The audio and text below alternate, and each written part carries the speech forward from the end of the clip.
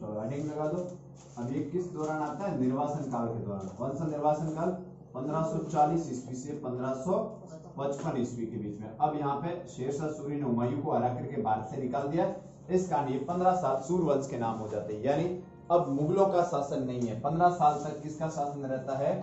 अफगान वंश, अफगान के सूर्यवंश का क्या रहता है? शासन।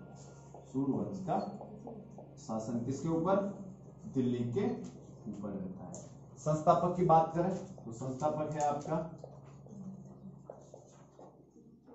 शेरशाह सूरी।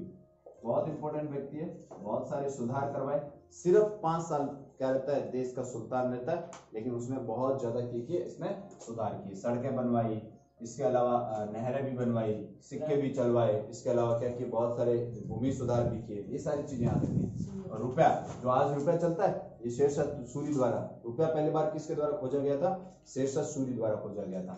ध्यान रखना, वो अपन बात करेंगे इसमें। 1540 से लेकर के 1545, सिर्फ और सिर्फ कितने साल का शासनकाल है? 5 साल का। पहले जान लेते हैं इसका वास्तविक जीवन। पहले कौन था, कहां से है? ये पहले तो इसका वास्तविक नाम याद रखना है। वास्तविक नाम है फरीद खां। क्या नाम है? फरीद, यानी फरीद खान। खान तो मुसलमान थे, इस कारण खां लगाते थे, बाकी इसका नाम क्या था? फरीद था। अब ये कहां पे काम किया करता था? बिहार का शासक है। बिहार के शासक का नाम क्या है? बहार खां। क्या नाम है? बिहार के शासक बहार खां का क्या था? ये सेनापति था। बहार खां का सेनापति। और फिर क्या किया? जिंदा शेर को मारने के कारण, जिंदा शेर को मारने के कारण इसको क्या कहा गया? नाम क्या होगा? उपाधि क्या दी गई उसके? बहार खां द्वारा शेर खां। आपके शेरा खान लिखा है, क्या है? शेर खां। तो शेर खां की उपाधि। अब ये शेर खां हो जाता है, फिर किसको हराता है? हुमायूं को। और हुमायूं करने के बाद क्या हो जाता है? शेर शाह। शाह का अर्थ होता है राजा, शाह का अर्थ क्या होता है? राजा। बादशाह, बादशाह मतलब शाह का मतलब क्या होता है? राजा। कौन सा युद्ध है? शोषा, शोषा बक्सर में, ठीक है। शोषा के युद्ध में किसको हराने के बाद? हुमायूं को हराने के बाद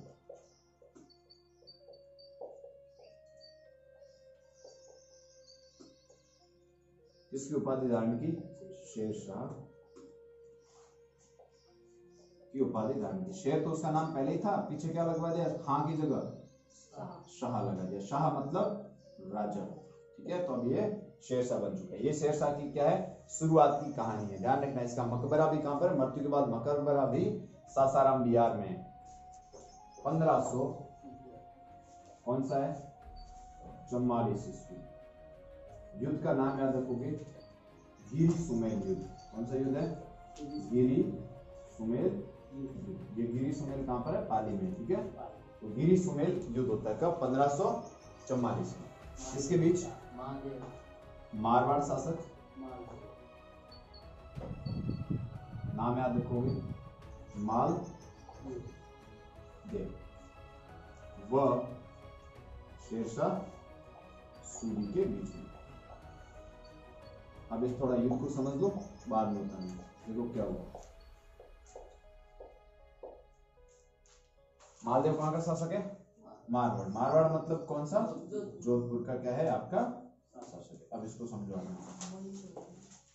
ये यहाँ पर मारवाड़ है। मारवाड़ मतलब कौन सा जगह? जोधपुर का शासक है, ठीक है। अब इसको ध्यान रखो मालदेव के बारे में। ये मालदेव है। मालदेव क्या है आपका? राव गंगा का पुत्र था। किसका पुत्र था? राव गंगा। और राव गंगा को ये क्या कर देता है? मार देता है। अपने पिता को क्या कर देता है? ये मार देता है। पुत्र है, यानी राव गंगा सिंह थे, उसका पुत्र था ये मालदेव। और ये क्या कर देता है? खिड़की से धक्का देकर के अपने बाप को मार देता है। इसका मालदेव पहली बात तो क्या है? पितृहंता शासक है। मारवाड़ का कैसा शासक माना जाता है? पितृहंता। पिता की हत्या कर दी, उसके बाद ये मालदेव क्या बनता है? शासक बनता है। मालदेव शासक बनने के बाद में यहां पर एक शाखा है आपकी, उस शाखा का नाम है आपका बीकानेर की राठौड़ शाखा। कौन सी शाखा? देखो ये जोधपुर के जो शासक है, मारवाड़ के जो शासक है, ये राठौड़ वंश है। कौन सा वंश है? राठौड़ वंश। और बाद में राठौड़ वंश में दो जने होते हैं, एक होता है राव जोधा। कौन होता है? राव जोधा। और इसका एक भाई है जिसका नाम है राव बीका। अब जो राव बीका है, ये राव किसकी स्थापना करता है? बीकानेर की 1488 ईस्वी में। कब करता है? 1488 में। राव जोधा है, ये 1459 में किसकी स्थापना करता है? जोधपुर की, जिसको मेहरानगढ़ दुर्ग की और जोधपुर पहले मैंने कहा था कौन सी क्या हुआ करती थी? मंडोर राजधानी हुआ करती थी। कौन हुआ करती थी? मंडोर। राव जोधा ने जोधपुर की स्थापना कर 1459 में जोधपुर को किसकी राजधानी बना दिया? मारवाड़ की। अब ये मालदेव कहाँ का शासक है? आपके मारवाड़ का, यानी जोधा का उत्तराधिकारी है। राव बीका का उत्तराधिकारी था जिसका नाम था जैत सिंह। क्या नाम था? राव जैत सिंह। ये जो राव जैत सिंह यहाँ पे क्या है? आपका शासक है। अब इसको समझो, यहाँ पे इसमें क्या याद रखना, जो मारवाड़ है इसमें मालदेव क्या कर देता है? बीकानेर पर अधिकार कर लेता है। किस पर अधिकार कर लेता है? बीकानेर पर अधिकार। बीकानेर पर अधिकार करके किसको मार देता है? राव जैत सिंह को मार देता है। राव जैत सिंह का पुत्र है कल्याणमल। क्या नाम है उसका? कल्याणमल। ये कल्याणमल दिल्ली चला जाता है किसके पास में? शेरशाह सूरी की सहायता के लिए। तो ये शेरशाह सूरी से हेल्प मांगता है कि क्या हमें मालदेव के खिलाफ सहायता दीजिए। अब इसके बाद ऊपर एक जगह यहाँ पे मेड़ता। क्या नाम है? मेड़ता। ये कहां पर है? नागौर में। यहाँ का शासक है बीरमदेव। तो मालदेव ने उसको भी क्या किया था? अपने कब्जे में ले लिया। इसका ये भी इसके पास पहुंच जाता है। अब शेरशाह सूरी क्या करता है? मालदेव पर अटैक करता है।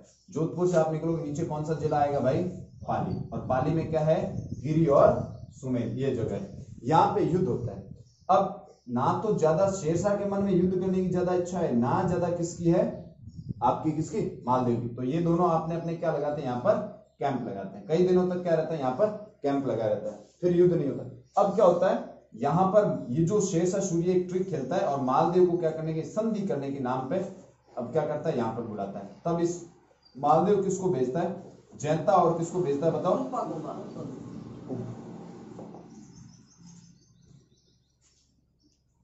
जैता और कुंपा। जैता कुंपा कौन है?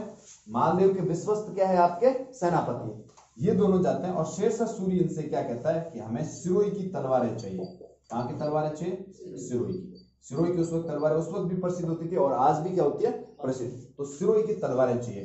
20,000 रुपए दे दिए। कितने हजार रुपए देता है? 20,000 रुपए दिए। ये दोनों वापस अपने कैंप में आए और 20,000 रुपए कहां रख दिए? कैंप में। और फिर क्या उनको क्या कहा गया था? क्या करना है? कौन सी तलवार चाहिए? सिरोही की।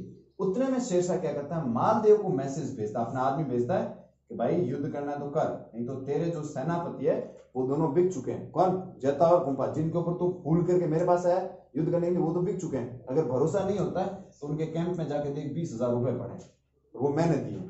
ठीक है। अब मालदेव जाके चेक करवाता है तो इनके दोनों 20,000 रुपए थे कि नहीं थे? 20,000 रुपए थे। 20,000 रुपए आए किस लिए थे? सिरोही की तलवार। लेकिन इसने क्या कहा इसको जाकर के कि भाई वो रिश्वत ले ली, अब बिक चुके हैं, वो तेरे पक्ष में खड़े हैं, लेकिन साथ में किसके खड़े? मेरे खड़े। इस बात पे मालदेव को बहुत दुख होता है और मालदेव वहां से अपनी आधी सेना के साथ वो मैदान छोड़ करके वापस कहां जाता है? जोधपुर आ जाता है। पीछे इस बात का पता किसको चलता है? जैता और कुंपा को। विश्वस्त थे क्या इन्होंने धोखा दिया था? नहीं। इस कारण इनको दुख होता है कि हमारे ऊपर कलंक तो वैसे ही लग चुका है, अगर वापस मालदेव के पास जाएंगे तो भी मालदेव एक्सेप्ट करेगा नहीं हमारी बात को, सच्चाई को। उन्हें रुपए देख लिए। तब वो तय करते हैं कि चलो अब क्या लड़ते हैं? यहाँ पर युद्ध लड़ते हैं। जैता कुंपा अपनी 5,000 की सेना, ऐसा कहते हैं 5,000 की सेना के साथ में शेरशाह सूरी की सेना के साथ क्या करते हैं? युद्ध करते हैं। शेरशाह सूरी की सेना हारनी शुरू हो जाती है, यहां तक कि शेरशाह हार जाता है और शेरशाह घोड़े से उतर के जमीन पर बैठ करके नमाज पढ़ने लगता है। जमीन पर बैठकर क्या पढ़ता है? नमाज। और भगवान से क्या, अल्लाह से क्या मांगता है? सहायता मांगता है कि सहायता कर, नहीं तो मैं क्या हो जाऊंगा? अभी मारा जाऊंगा। उतने में क्या होता है? इसका कोई सेनापति था जो पीछे से क्या करता है? अपनी सेना लेके आता है, शेरशाह की क्या करता है? हेल्प करता है। और ये जैता कुंपा की सेना पहले से थोड़ी कम थी और इनकी सेना के नए अटैक से जैता कुंपा की सेना हार जाती है। ये दोनों क्या हो जाते हैं भाई? वीर गति को प्राप्त करते हैं, यानी क्या हो जाता है? शहीद हो जाते हैं। मालदेव की सेना क्या हो जाती है? हार जाती है। कौन जीत जाता है? शेरशाह। जैसे जीतता है शेरशाह कहता है मुट्ठी भर बाजरे के लिए, मुट्ठी भर बाजरे के लिए मैं अपनी बादशाह, मतलब राजा रहते हुए कोई मारे जाए तो बादशाह खो देता। तो मुट्ठी भर बाजरे का मतलब क्या है, शेरशाह दिल्ली का शासक था और उसके लिए ये जो आपका जोधपुर है ये मुट्ठी भर जितना ही था। इसका उसने कहा मुट्ठी भर बाजरे के लिए मैं अपनी बादशाह खो देता। इसका रीजन क्या है, जैता और कुंपा की क्या वीर था, जिसकी वजह से अगर मालदेव वापस नहीं जाता, मालदेव साथ में रहता, क्या शेरशाह जीत पाता? कतई नहीं जीत पाता। इस कारण ये जैता और कुंपा क्या हुए, वहां पर शहीद हुए। और बाद में मारवाड़ पर किसका अधिकार हो जाता है, शेरशाह सूरी का। और फिर मालदेव को वहां से निकलना पड़ता है, कल्याणमल को वापस बीकानेर मिल जाता है, वीरमदेव को वापस क्या मिल जाता है, आपका मेड़ता मिल जाता है। लेकिन जब शेरशाह वापस जाता है तो वापस मारवाड़ पे किसका अधिकार हो जाता है, मालदेव का अधिकार हो जाता है। यही मालदेव 1562 तक कहां का शासक रहता है, आपके मारवाड़ का। इसके बाद इसका पुत्र शासक बनता है जिसका नाम क्या है, राव चंद्रसेन। और जिस जो आपके पाठ में है उसके बारे में हम डिटेल से पढ़ेंगे। उसके बाद मोटा राजा उदय सिंह शासक बन जाता है और वो अकबर की क्या स्वीकार कर लेता है, गुलामी स्वीकार कर लेता है। राव चंद्रसेन क्या है, उसने गुलामी स्वीकार नहीं की, इस कारण से क्या कहा जाता है, भूला बिसरा शासक, या क्या कहा जाता है, मारवाड़ का। जैता और कौन है आपके, कुंपा। बहादुरी से लड़ते हुए क्या हुए, शहीद हुए। ये बात आपको ध्यान, वीर गति प्राप्त हो गई। अब देखो इसको, जैता और कुंपा बहादुरी से लड़ते हुए शहीद हुए युद्ध में। जैता कुंपा बहादुरी से लड़ते हुए क्या हुए, शहीद हुए। शेरशाह क्या कहता है इस युद्ध के बाद में, क्या कहता है शेरशाह, मुट्ठी भर बाजरे के लिए हिंदुस्तान की बादशाह खो देता। बाजरे के लिए मैं हिंदुस्तान की बादशाह खो देता। कारण क्या है, क्योंकि इतना महत्व नहीं था मारवाड़ का, किसके लिए, आपके शेरशाह के लिए, इस वजह से उसने ऐसा कहा। तो ये कोट याद रखना है, पूछा जाएगा कि मुट्ठी भर ये किसने कहा, तो शेरशाह ने। किस युद्ध के बारे में कहा, गिरी और सुमेल युद्ध के बारे में। मेवाड़ पर भी उसका सांकेतिक अधिकार हो गया। देखो अब क्या होता है, ये क्या करता है, 1545 में ये उदय सिंह शासक है, बन गया था 1540 में, पढ़ा था मैंने आपको, बनवीर को मार के। उदय सिंह महाराणा प्रताप के पिताजी वहां पे क्या शासक है। अब ये मेवाड़ पे शेरशाह क्या करता है, आक्रमण करने का प्लान बनाता है। तब उदय सिंह सामने से उस किले की चाबियां पकड़ा देते हैं कि लो आक्रमण मत करना।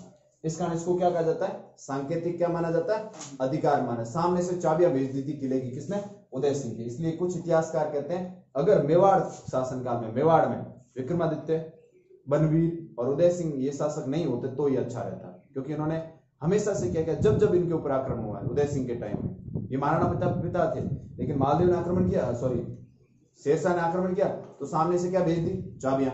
अकबर ने आक्रमण किया तो क्या हो गया, वो जगह छोड़ करके जंगलों में भाग गए, अपना पीछे क्या शासन दूसरे सेनापतियों को देकर के, जयमल और फत्ता को देकर के। किसको, जयमल फत्ता, जो बाद में क्या होते हैं, शहीद होते हैं 1567 में। तो वो उदय सिंह है। कुछ इतिहासकार ऐसा भी कहते हैं ये दोनों 3-4 शासक नहीं होते मेवाड़ में, क्योंकि बाकी मेवाड़ के शासक क्या थे, सारे के सारे क्या थे, प्रतापी थे, सांगा, कुंभा, प्रताप, अमर सिंह ये। लेकिन उसमें ये लोग क्या रहे, कमजोर रहे। इसका नहीं मेवाड़ पर सांकेतिक अधिकार माना गया। चलो आगे देखो, 1545 में मृत्यु हो जाती है किसकी, शेरशाह की। कैसे, क्या फटने की वजह से, बारूद के विस्फोट से घायल होने के बाद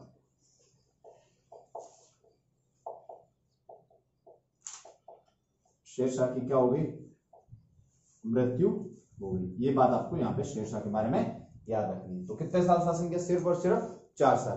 कितने युद्ध लड़े, 3 मुख्य युद्ध लड़े। कौन सा, 1539 का सोसा का युद्ध, 1540 का कन्नौज या बेलगाम का युद्ध, और 1545 का कौन सा युद्ध लड़ा उसने, 1544 का कौन सा युद्ध लड़ा, गिरी और सुमेल का युद्ध। 1553 तक इस्लाम शाह द्वारा, किसके द्वारा शासन किया गया, इस्लाम शाह द्वारा शासन किया गया।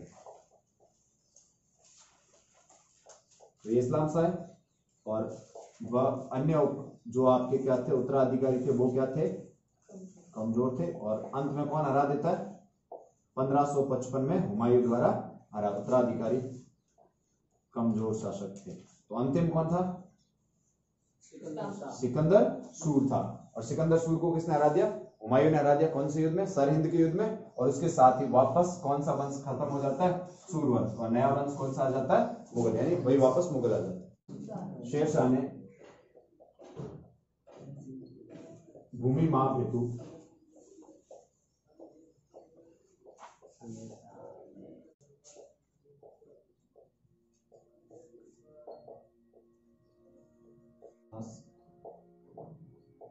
कनकूट प्रणालियां प्रचलित की। ये नई प्रणालियां लेके आता है लगान की, ठीक है। कौन लेके आया, आपका शेरशाह सूरी। भारत की सबसे लंबी सड़क क्या नाम है, जिसका नाम है grand trunk road, grand trunk road का निर्माण करवाया। ये भी निर्माण किसने करवाया, आपके निर्माण शेरशाह सूरी द्वारा करवाया गया। सर्वप्रथम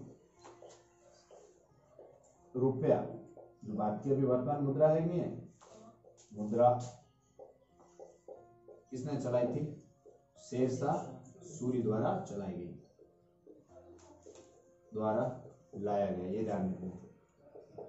अब इसका मकबरा है,